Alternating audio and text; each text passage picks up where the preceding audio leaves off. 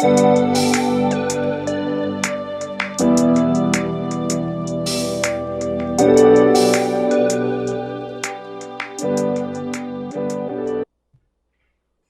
this video, we're going to get into some basic probabilities.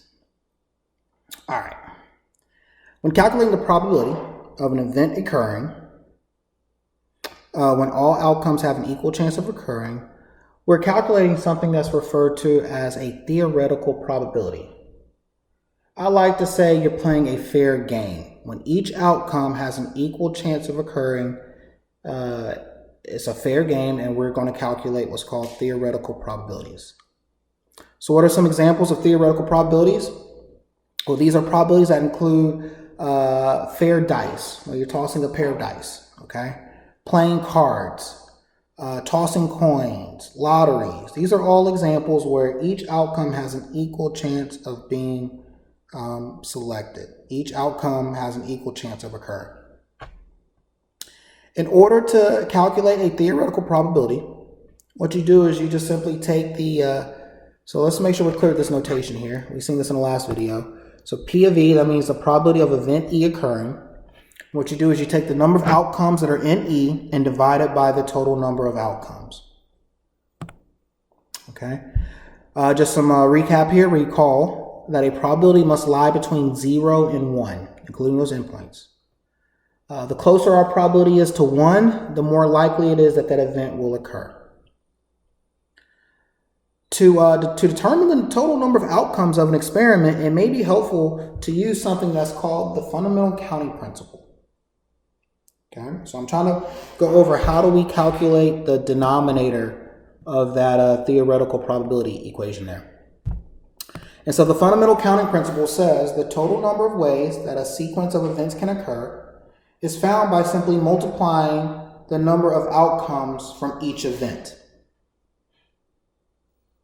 For example, suppose our experiment involves tossing a single 6-sided die and spinning a spinner that will land on one of 4 colors, either red, green, blue, or yellow.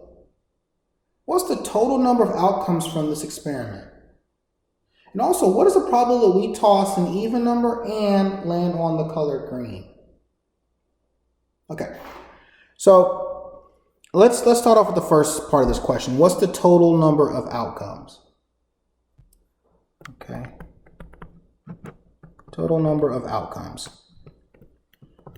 And so first of all, what do outcomes look like in this particular experiment? Remember, we're rolling a die and we're spinning a spinner. So outcomes are going to look like 1 green, 2 yellow, 3 blue, things like that. Well, how many of those possible outcomes can we have? Well, to figure that out, instead of writing them all out, we can just use the fundamental counting principle. So whenever we roll a 6-sided die, there are 6 possible outcomes, like the integers 1 through 6. So to figure out the total number of outcomes, I take 6, the total number of outcomes from rolling the die, and I multiply it by the total number of outcomes that I can get from spinning that spinner. Or there's 4 colors on that spinner, so therefore there's 4 total outcomes, there's 4 outcomes for the event of spinning the spinner. 6 times 4 gives us a total number of outcomes of 24. So there are 24 total outcomes with this particular experiment. Okay? Now we can answer the second question. What is the probability that we toss an even number and land on the color green? Okay, what will those outcomes look like? Well, we have to land on an even number and we absolutely have to get green. So those outcomes will be something like 2 and green. I'm going to just use G for green. What are some other outcomes? Even and green, so it could be 4 and green. And lastly, it could be 6 and green. Okay, so we have even number die outcomes combined with the color green. Each ordered pair, so to speak, there represents a different outcome. So there's 1, 2, 3 different outcomes. Okay, there's a grand total of 24 possibilities with this particular experiment. So what's the probability we toss an even number and land on green? The probability of that event is the 3 outcomes that we configured divided by the 24 possible outcomes. So 3 out of 24, or if you want to reduce this, divide the top and bottom by 3. 1 out of 8 is the probability that we're going to land on an even number and spin the color green. Okay? All right. Here's the next one. Example. Suppose our experiment involves tossing a single 6-sided die and tossing a coin that will land on either heads or tails. What's the probability that we roll an odd number and we land on heads?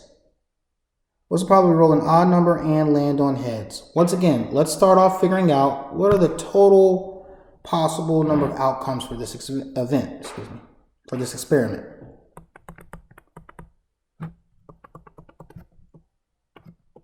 Okay. The total number of outcomes will once again be found using the fundamental counting principle. And to do that, what we do is we take the number of outcomes from rolling a 6-sided die, so it's 6, times the number of outcomes we get whenever we toss a coin, either heads or tails. That's 2 outcomes, so 6 times 2 gives us, for this experiment, 12 total outcomes. Okay? What's the probability we roll an odd number and land on heads? So now the outcomes for this experiment will look like, let's see, odd and heads. So 1 in heads, H represents heads there. Or 3 in heads. Or 5 in heads. All right.